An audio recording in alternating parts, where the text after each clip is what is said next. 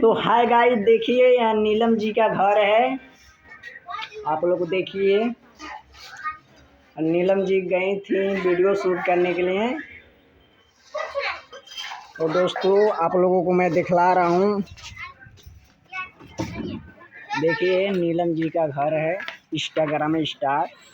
और नीलम जी यहाँ पर बैठी हैं, देखिए। हाय फ्रेंड्स, नमस्ते। कैसे हैं? उम्मीद करते हैं आप लोग बहुत अच्छे होंगे। और बताइएगा कमेंट में कि चश्मा कैसा लग रहा है। और जैसे मुझे प्यार आशीर्वाद देते हैं ऐसे इन भैया को भी दीजिए। और ये भैया बहुत दूर से आए हैं तो हमको बहुत अच्छा लगा। और ये आप लोग का प्यार है, दुलार है कि हमसे कोई मिलने आता है तो बहुत खुशी मिलती है। और बताइएगा चश्मे में कैसे लग रही हूँ। आओ आओ बहनी, बनाओ इसको पकड़ के। हो गया, सही है ना? सही बोले ना? और क्या बोले? बैठेंगे।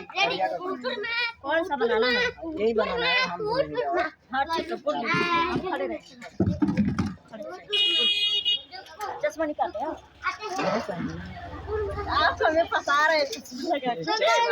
अच्छा लग रहा है।